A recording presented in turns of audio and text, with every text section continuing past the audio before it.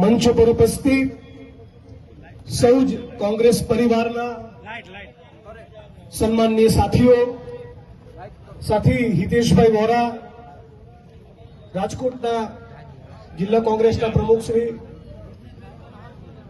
પૃથ્વીજભાઈ, મારી સાથેના પૂર્વ ધારાસભ્ય રહી ચૂકેલા સાથી પૃથ્વીભાઈ મકવાણા, લલિતભાઈ વસોયા, સમગ્ર સન્માનિત મંચ, આપ તમામ યુવાન મિત્રો, વડીલો અને ઉપલેટાવાસીઓ, હમણાં પાલભાઈએ પોતાના ભાષણમાં કેન્દ્ર સરકારના એક મંત્રીનો રેફરન્સ આપ્યો. કેન્દ્ર સરકારના મંત્રીએ એવો દાવો કર્યો કે આ સરકારમાં ખેડૂતોની આવક 8 ગણી વધી છે. આટલું જુઠ્ઠું તો નરેન્દ્રભાઈ બી નહીં બોલતા. એ તો વિષય નિષ્ણાત છે, તજજ્ઞ છે, પણ આવી શિક્ષા તો નરેન્દ્રભાઈએ પણ નથી મારી. ભારત સરકારનો એક situational assessment survey for agriculture household, એટલે કે કૃષિ સાથે, ખેતી સાથે જોડાયેલા પરિવારોનો એક સર્વે થાય. લલિતભાઈનો નહીં, ભારત સરકાર કરે છે. અને ભારત સરકારના એ સર્વેમાં જોવા મળ્યું, નરેન્દ્રભાઈના પ્રધાનમંત્રી બન્યા પછીના સર્વેમાં એ જોવા મળ્યું કે આજની તારીખે એક ખેડૂતની આ દેશમાં, ભારત ભૂમિમાં ફક્ત ખેતીમાંથી થતી આવક એ રોજના ફક્ત 27 રૂપિયા છે. કેટલા? 27 રૂપિયા. અને આખા ખેડૂત પરિવારની આવક એ ફક્ત 10,218 રૂપિયા છે. 8 ગણી કરવાની વાત તો ભૂલી જાઓ. જે પ્રમાણે ખાતર, બિયારણ, જંતુનાશક અને એગ્રીકલ્ચરનું ઇનપુટ ખેતી કરવાની એક ચીજ વસ્તુ, ઓજાર સહિતમાં જે પ્રમાણેની પ્રચંડ મોંઘવારી વધી છે, ગુજરાત અને દેશના ખેડૂતોના છોતરા નીકળી ગયા છે, પથારી ફરી ગઈ છે. અને આ માણસો હળાહળ જૂઠ બોલે છે કે 8 ગણી આવક વધી છે. હજી તો પેલી એપ્સ્ટીન ફાઇલ્સની ચોરીઓ પકડાઈ છે અને એના કારણે એવી હલવારી માતા ગરબે રમે છે કે અમેરિકા જોડે ટ્રેડ ડીલ કરીએ. मैं देश नहीं झुकने दूंगा मित्रों. સાષ્ટાંગ કરી નાખ્યા ડોનાલ્ડ ટ્રમ્પને. સાષ્ટાંગ. હવે શું થશે? એના કારણે ઉપલેટાના, ધોરાજીના, રાજકોટના, સૌરાષ્ટ્રના, ગુજરાતના અને ભારતના ખેડૂતોનો કપાસ નહીં ખરીદાય અને અમેરિકાના ખેડૂતોનો કપાસ ખરીદવામાં આવશે. જય શ્રી રામ. મારી દો પૂરેપૂરા બોજ ખેડૂતોના. દર વર્ષે આપણા વિશ્વગુરુ, વિશ્વ ચાપલુસ, એમણે દર વર્ષે 9 લાખ કરોડની ઉત્પાદનો અમેરિકા જોડેથી ખરીદવાની ગેરંટી આપી છે. એટલે કે ધોરાજીની બજારને, રાજકોટની બજારને, સૌરાષ્ટ્ર, ગુજરાત અને દેશના લોકોને આપણી સરકારને જરૂરિયાત છે કે નથી? અમેરિકા જોડેથી લગભગ 9 થી 10 લાખ કરોડની અસ્કાયામતો આપણે ખરીદવાની, ભલે આપણા ગાભા નીકળી જાય. અને આ બધું શેના માટે? કે કોઈ નેતાનો કાંડ, વિપક્ષના કોઈ નેતાનો કાંડ, વિપક્ષના નેતાની કોઈ સેક્સડી સત્તાધારી પાર્ટીના હાથમાં આવ્યું હોય તો કેવું કાંડું મરુડે કે ભાઈ આ મુદ્દે તારે બોલવાનું નહીં.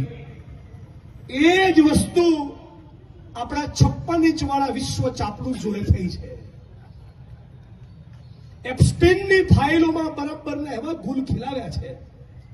તમે કલ્પના તો કરો, 8 વર્ષની, 10 વર્ષની, 12 વર્ષની માસૂમ દીકરીઓ, એમાં ભારતની પણ દીકરીઓનો સમાવેશ થયો છે. ભારતની પણ એક પીડિતાનું નામ ખુલ્યું.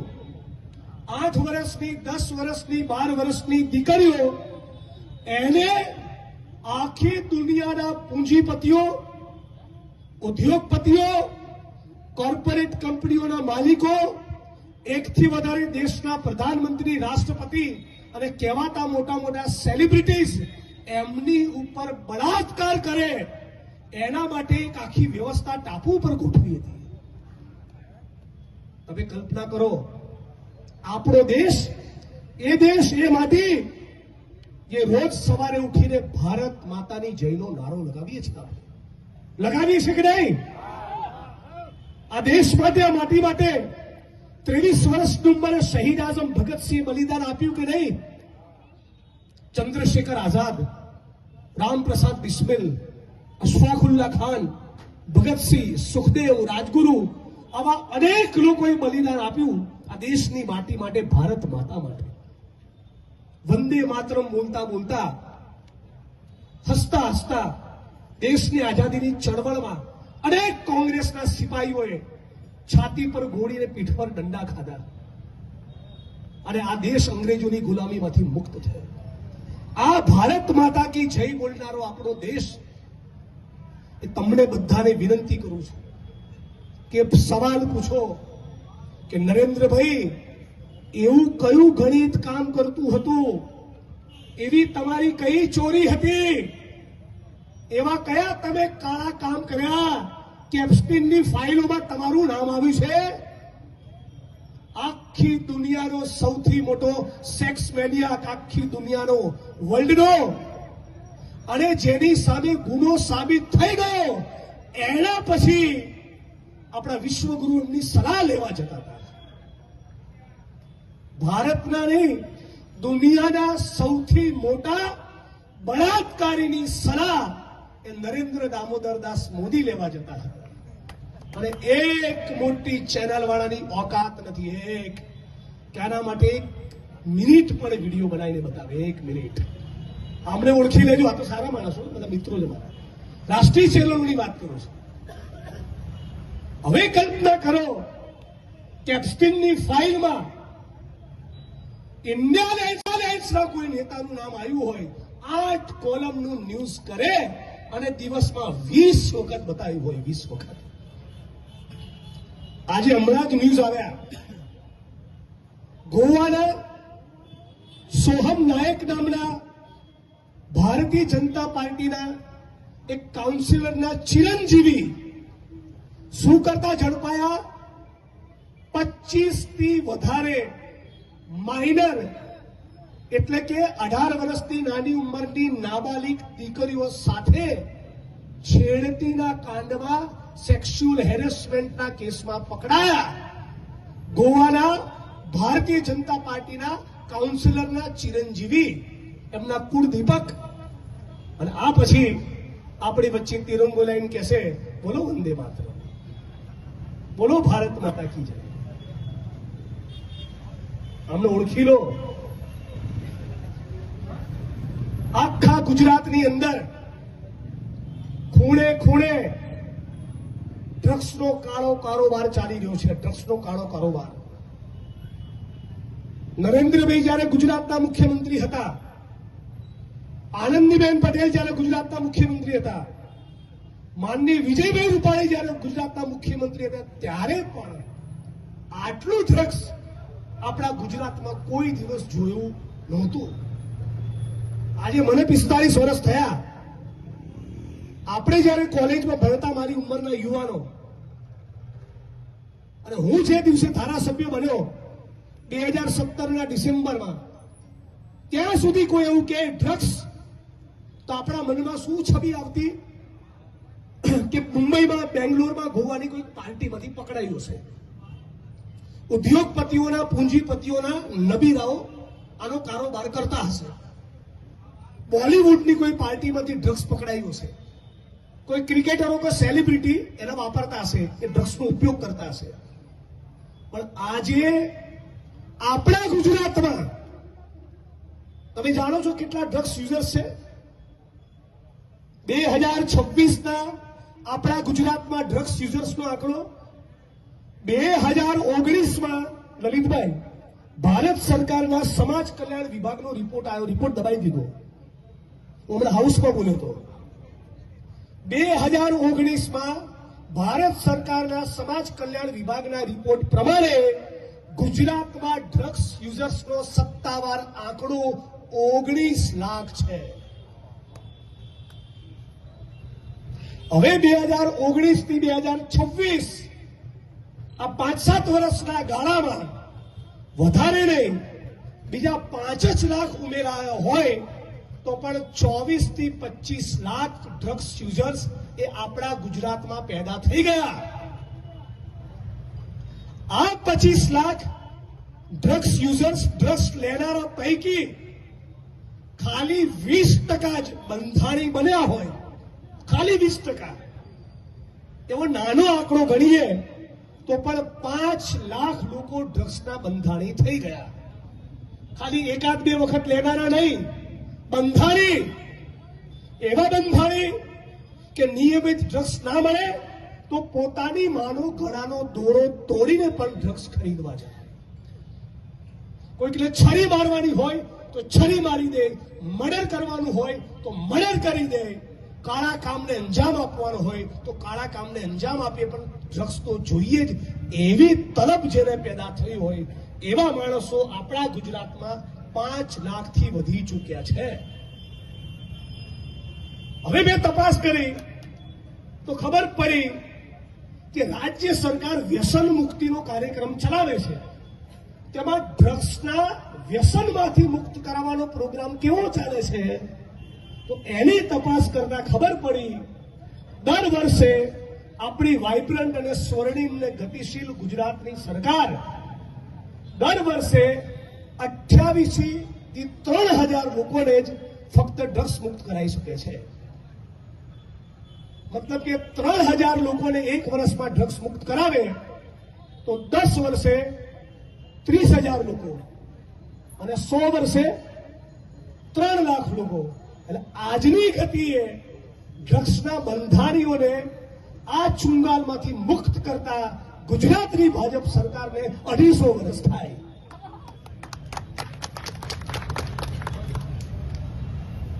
અને જે મંત્રીઓ અને આઈએસ આઈપીએસ અધિકારીઓ આ પાપના, આ ષડયંત્રના, સાજિશના ભાગીદારો છે ને, આ ઉપલેટાની ધરતી આજની તારીખ અને સમય નોંધી રાખે, એમના દીકરા દીકરીઓના ઘરમાં પણ ડ્રગ્સ ઘૂસે લખી નાખે. ઉચ્ચ આઈપીએસ અધિકારીઓએ લંડનમાં, ઓસ્ટ્રેલિયામાં, અમેરિકામાં પોતાના ફેમિલી માટે શોપિંગ કરવા જવાનું અને આપણી બહેન દીકરીઓ, માતાઓને દારૂ અને ડ્રગ્સની ચુંગાલમાં ફસાઈને એમને વિધવા કરવાની. અને પછી સ્ટેટ મોનિટરિંગ સેલની રેડ પડે આમના જેવા કોન્સ્ટેબલ, પીએસઆઈ, પીઆઈને સસ્પેન્ડ કરવાના અને એસપી ને આઈજી કે 500 કરોડ બનાયા અને 1500 કરોડ બનાયા અને 2,500 કરોડ બનાયા. મલાઈ ચાટવાની વાત આવે ત્યારે કોણ કમાય? એસપી અને આઈજી. વિકેટ પાડવાની વાત આવે એટલે કોની વિકેટ પડે? કોન્સ્ટેબલ, હેડ કોન્સ્ટેબલ, પીએસઆઈ અને પીઆઈ. અને ગચગચાઈને બોલું આ એસપી સામે કે જિગ્નેશભાઈની ભાષા નથી સારી, મારી ભાષાની ચિંતા કરવાના બદલે આ પાંગરવાની કરતૂતોની ચિંતા કરો. આટલા કેમેરાની સામે કહું છું અને જવાબદારી પૂર્વક કહું છું. ગઈકાલે રાજ્યના મુખ્યમંત્રીને મેં પત્ર લખીને એવું કીધું. શું લખ્યું મેં પત્રમાં? આ ઉપલેટાની બજાર સાંભળે અને ઉપલેટાના ઘરે ઘર સુધી મેસેજ પહોંચાડે. આ વડગામના ધારાસભ્યએ ગુજરાતના મુખ્યમંત્રીને પત્ર લખીને એમ કીધું કે રાજકોટની ક્રાઇમ બ્રાન્ચમાં એક આરોપીને બીજા આરોપી સાથે મુખ મૈથુન કરાવવામાં આવે છે, ગુદા મૈથુન કરાવવામાં આવે છે. આટલી નીચ તમારી હરકતો છે. કોળી પટેલ સમાજના એક પત્રકારે મને કહ્યું, 3 દિવસ પહેલા રાજકોટ સિવિલ હોસ્પિટલમાં મુલાકાત માટે ગયો તો ટીમ સાથે. એમણે કહ્યું કે એક બિલ્ડરના કહેવાથી, એક બિલ્ડરના ઇશારે રાજકોટ ક્રાઇમ બ્રાન્ચના ડીસીપી જગદીશ બાંગરવાએ મને ઊંધો લટકાવીને 4 કલાક સુધી માર્યો, મારો પગ તોડી નાખ્યો અને મારા ગુદા માર્ગમાં પિચકારીથી પેટ્રોલ ભરી નાખ્યું. આમની વિકૃતિની કલ્પના તો કરો. એ સવાલ થાય કે તમને આ સંસ્કાર મળ્યા છે તમારા પરિવારમાંથી? અને હજુ તો તમને કહું, વનરાજ, મયુર, નગીન, આવા બધા ક્રાઇમ બ્રાન્ચના તોડબાજો અને એમના તોડની રકમો સાથેનું લિસ્ટ જાહેર કરવાનું છું. આવો બેટા, આવો તમે. હમણાં જ નહીં મારવાના એક પેપરમાં વનવાર રાજ નામના કોઈ ફોલ્ડરે 4.5 લાખ રૂપિયા લીધા. તમને કલ્પના કરો આપણા ગુજરાતમાં શું ચાલી રહ્યું છે. એક કોળી પટેલ સમાજના યુવાનના ગુદામાં એક આઈપીએસ અધિકારીની સામે એવો આરોપ કે એના ગુદા માર્ગમાં પેટ્રોલ ભરી દીધું પિચકારી મારીને, અને પણ 2 વખત. અને એનાથી પણ ખતરનાક વસ્તુ ગઈકાલ રાત્રે મને એક માણસે ફોન કરીને જણાવી. એનો ખુલાસો આવનારા દિવસમાં કરીશ. પણ આ મંચ ઉપરથી માનનીય ઋત્વિકભાઈની ઉપસ્થિતિમાં એટલું કહેવા માંગુ છું કે સમગ્ર ગુજરાતના ન્યાય અને બંધારણમાં માનનારા લોકો એક થઈ જાઓ. અને જ્યાં સુધી આઈપીએસ અધિકારીને જેલના સળિયા પાછળ ના મોકલીએ ને ત્યાં સુધી આપણી મુહિમ અને આપણું આંદોલન રોકાવું ના જોઈએ.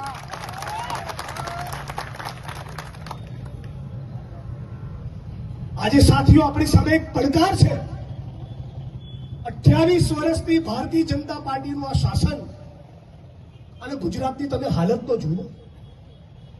એક જિલ્લાનો એક તાલુકો બચ્યો છે, એક ગામ બચ્યું છે જે દારૂના અડ્ડા ના હોય. એક ગામ નહીં, એક ગામ નથી, એક તાલુકો નથી બચ્યો. એક એસપી મહિને 25-50 લાખથી 5-5 કરોડ રૂપિયા સુધી કમાય છે. એવા ગુજરાતમાં જ્યાં 100માંથી 40 બાળકો કુપોષિત છે. મને તો ઋત્વિકભાઈ ઘણીવાર એવું કહેવાનું મન થાય કે તમે તમારા પાપની જે કમાઈ કરો છો, એ પાપની કમાઈના, ધારો કે કોઈ મહિને 2 કરોડ કમાતું હોય એસપી, એ પાપની કમાઈના 10% એટલે 20 લાખ રૂપિયા પણ એ જિલ્લાના બાળકોના શિક્ષણ કે કુપોષણ દૂર કરવા માટે વાપરતો હોય ને તો કદાચ તમને 2 માણસ વખાણે.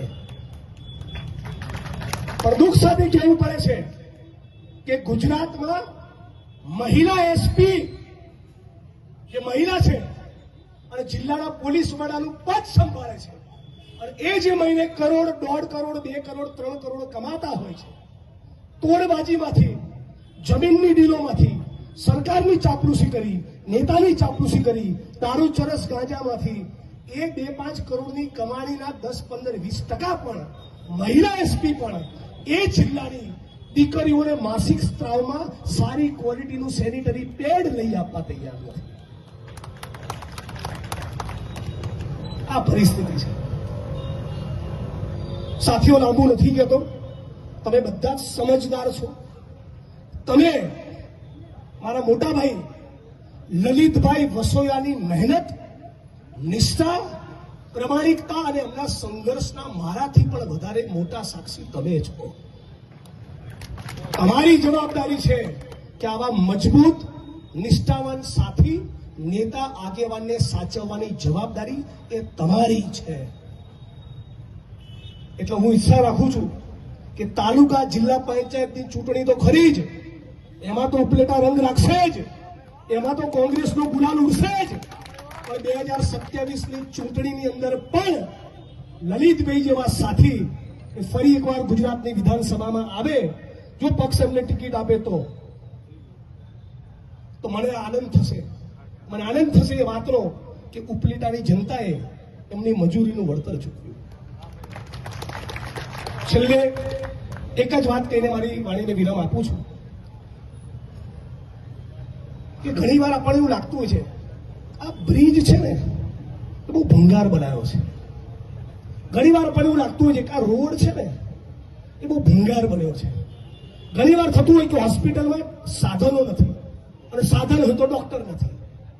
ઘણી વાર એવું થતું હોય કે સરકારી શાળાઓ ખોટી બંધ થઈ રહી છે, સારી ક્વોલિટીની યુનિવર્સિટી કે લાઇબ્રેરી નથી. આ બધું જોઈતું હોય ને તો પહેલા શું કરો કહું? પહેલા તમારા ગામમાંથી ચરસ, ગાંજો અને દારૂના અડ્ડા બંધ કરો. કેમ ખબર છે? એટલા માટે કે ચરસ, ગાંજો, દારૂ અને ડ્રગ્સનો કારોબાર એ બંધ કરાવવા માટે તમારામાં જે હિંમત જોઈએ ને એ હિંમત તમારામાં એકવાર આવી, બાકીનું તો તમે જાતે કરાવી લેશો. રાહુલજીનો નારો છે, મારો બી ફેવરિટ નારો છે, ડરો મત. ડરવાનું છે નાથી, ये धरती अपने आपकी नहीं किसी के बाप की. ભગતસિંહનો દેશ છે યાર. કોનું ગુજરાત છે? સરદાર વલ્લભભાઈ પટેલની આ ધરતી છે. ઇન્દુલાલ યાજ્ઞિક અને રવિશંકર મહારાજનું ગુજરાત છે. સુખદેવ રાજગુરુ અને શહીદ આઝમ ભગતસિંહનો દેશ છે. બંધારણ કોણે લખ્યું છે? ડોક્ટર ભીમરાવ બાબા સાહેબ આંબેડકરનું લખેલું બંધારણ છે. એના બાપથી ડરવાનું છે. ખોટું કરનારા ઓફિસરો અને નેતાઓ સમજી લેજો, આજ ગુજરાતની જનતા સામે તમારો હિસાબ થશે. મારે તો 45 જ થયા છે. આજ ગુજરાતની જનતા સામે તમારો એક એક પાઈનો હિસાબ આજ જન્મમાં થશે. અત્યારે ઓછી ચરબી કુદાવશો તો ભવિષ્યમાં તમારા હિતમાં રહેશે. અત્યારે ફાટવા કરશો તો ભવિષ્યમાં તમારા વધારે બૂચ વાગશે.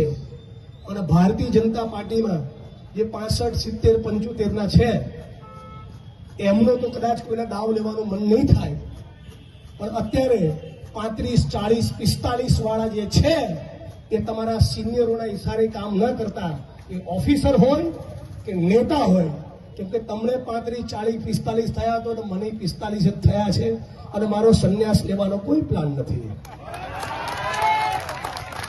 અને જે દિવસે સત્તાનું સમીકરણ બદલાયું ને, સહેવાગ જેવી બેટિંગ કરીશ, યાદ રાખજો. અત્યારે તો વિપક્ષમાં છું તો આવી કસરત કરાવું છું. જે દિવસે પાવરમાં આવ્યા કેટલાકે નોકરીઓ મૂકી દેવી પડશે.